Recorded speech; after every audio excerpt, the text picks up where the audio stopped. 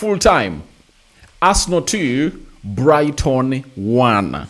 I've already told you that all signals are indicating that Arsenal are taking this trophy. Not because that I like them to win it, because I'm a United fan. I would have gone ahead to say my team, I'm wishing United to obviously win it, but because the fact is that the team that I support is nowhere near the trophy.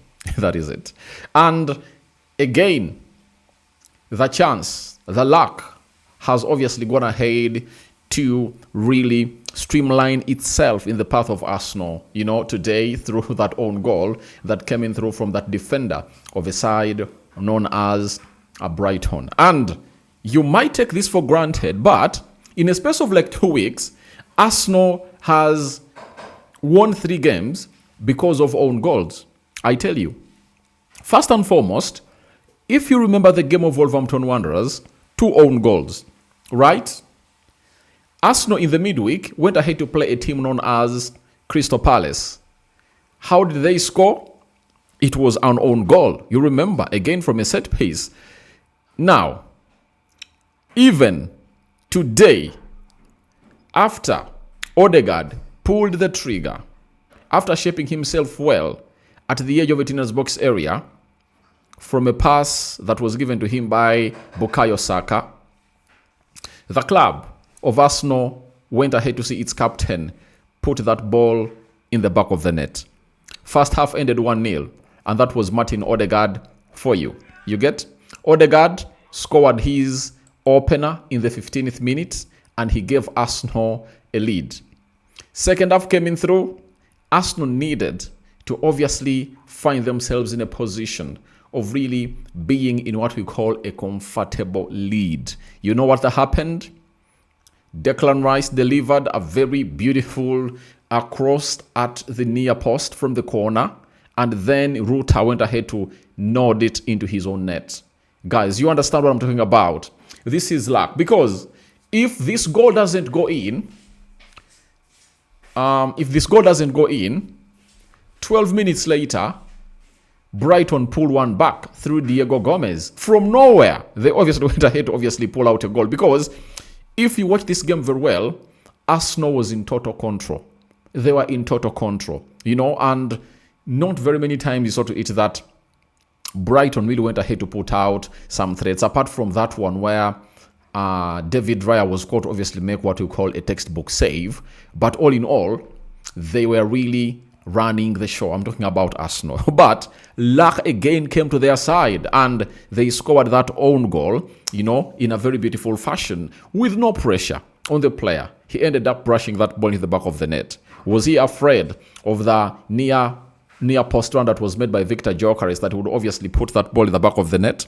I cannot tell, and I don't know. But all in all, I want to let you know that Arsenal has won this game of football by 2-1, and at a certain point X, Arsenal were leading by 2-0. 12 minutes later, they crossed out the 2-0 lead to a 2-1 lead, and Arsenal have emerged winners of this particular game of football. Match day 18, Arsenal are back on the table. Smash the like button, comment and share. If you're watching us for the very first time, endeavor to subscribe to this channel so as not to miss out on stories that we do upload in here on a daily. Rokani David is my name. Rokani Media Football match reaction. I've already gone ahead to bring you the match reaction of City. They've also gone ahead to win by 2-1.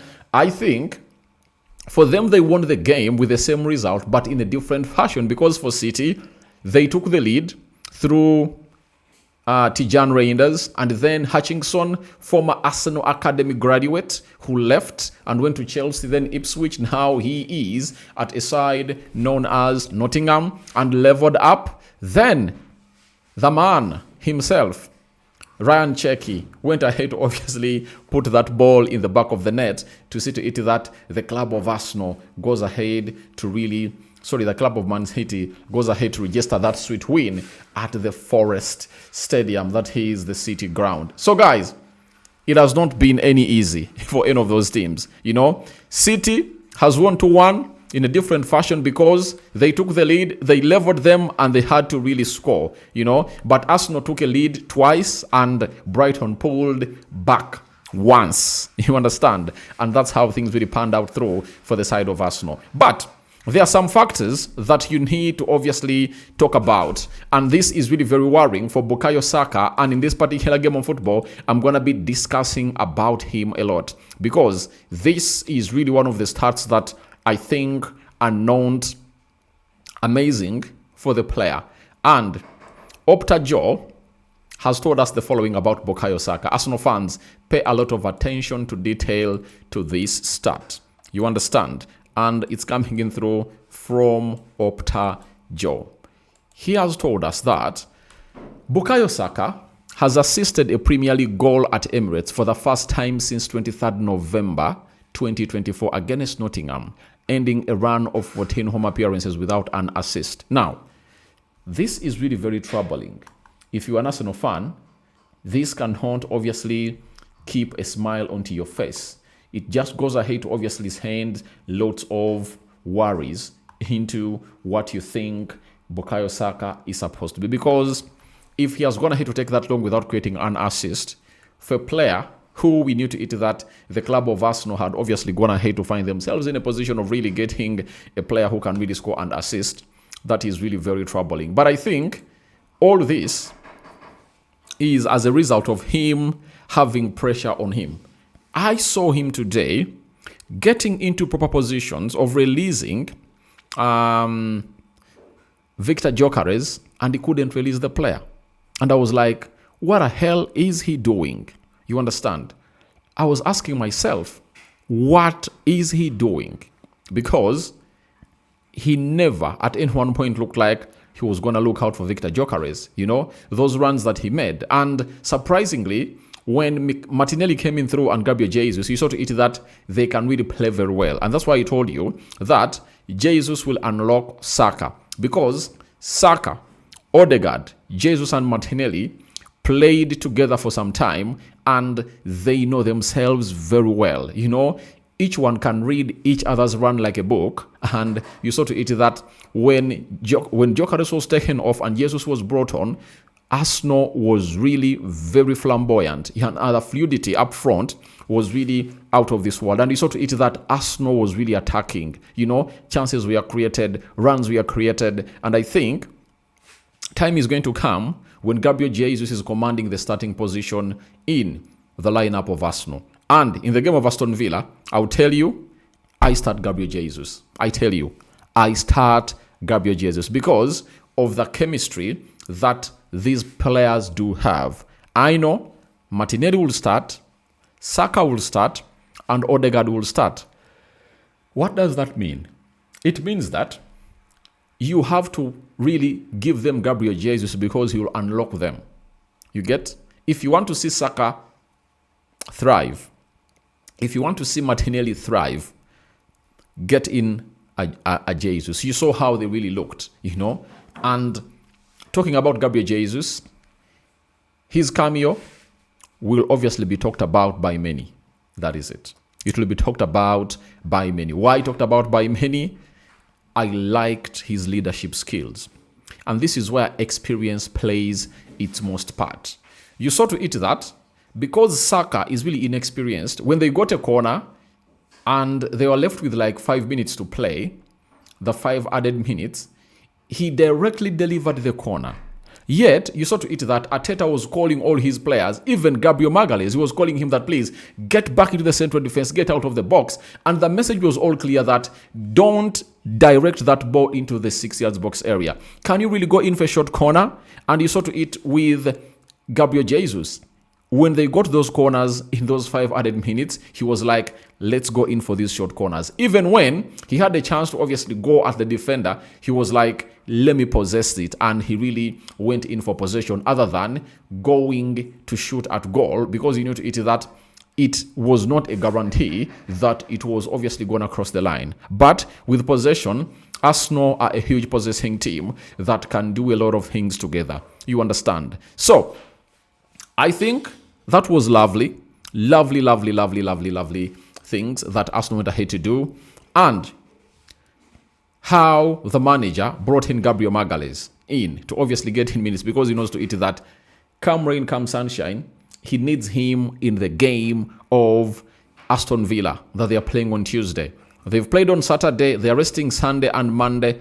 Obviously, Tuesday, big one, big one. And before I get into the stats of the game, I've always told you this, that Arsenal, as they went into these next 6 fixtures, they are fixtures that Arsenal never went ahead to win, last season. They are at the same stadiums where they were last season.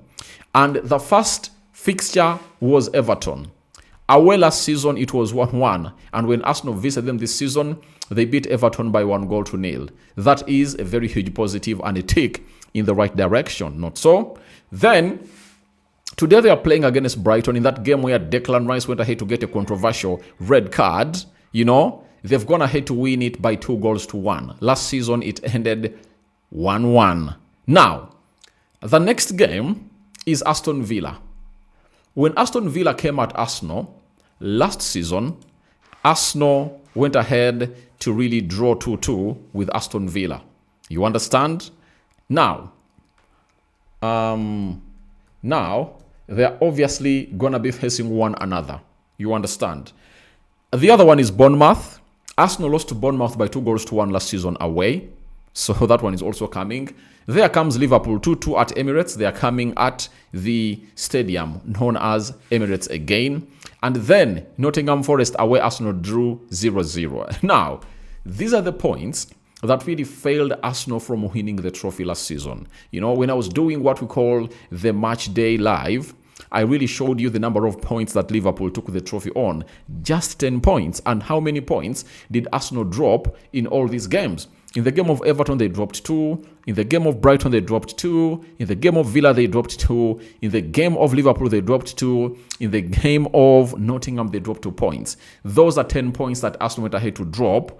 And in the game of Bournemouth, Arsenal went ahead to lose 3 points. So, in total, Arsenal dropped 13 points in all these games. And the huge positivity is that Arsenal are not ready to obviously lose the same number of points again. And they are really telling you that in the 2 games that they saw themselves lose 4, and they gained 2 and they lost 4, this time round, Arsenal's gonna hate to gain how many points? Arsenal's gonna hate to gain 4 more. Sorry, they've gained 6, meaning that they've added 4 more to what they really had last season. And with 18 games played so far, the club of Arsenal is really cruising on top of the Premier League table, and that's what they've gone ahead to do. I know the nemesis are not really feeling well, but if you're a football fan, you'll understand that there are errors. Eric Ten Hag, when he came in through what Manchester United said, every era comes to an end. That is it. And I think this era is going to be led by Mikel Arteta. That is it. His side is really looking great, and I tell you, they are not like they are gonna stop. Now, where the game starts. 18 shots by Arsenal, 8 shots on target by Brighton, 5 shots on target by Arsenal. Brighton had 3, meaning that Arsenal really lacked composure in front of goal, because out of 18, at least they would have going to get like 9 or 10 on target, to really kill off the game. But there is the big chance of Martinelli. You all remember that, and there is another one of there are some chances that Arsenal really went ahead to get. In the first half, there is a time in one attack where they really had 4 chances and they failed to obviously score. Gyökeres had, Saka had, Merino, Zubimendi with a flick. So they were all over the place. 53% ball possession by the side of Arsenal and 47% ball possession for the side of Brighton. 435 passes completed by Arsenal. Then Brighton completed 399. 87% passing accuracy by Arsenal. 84% passing accuracy by Brighton. 8 fouls by Arsenal. 13 by Brighton. 2 yellow cards to the side of Arsenal and 3 yellow cards to the side of Brighton. Then no red cards issued in this game. 1 offside to the side of Arsenal and 1 offside to the side of Brighton. 7 corners to the side of Arsenal and 1 corner to the side of Brighton. And in that, out of the 7 corners, out of the 7 corners, obviously, we've gone ahead to see to it that we get into the mix. How many? 1 goal has gone ahead to cross the goal line for the side of Arsenal. And that's the beauty of Arsenal. They really score in all fashions. When you think that you've closed them here, they obviously find another way to obviously come up and really open up in a very big possible way possible. That is the club of Arsenal for you. When we head to the table, it's very important because when City won, they were on top of the Premier League table, but just minutes into the game of Arsenal were like, let's retain back our position.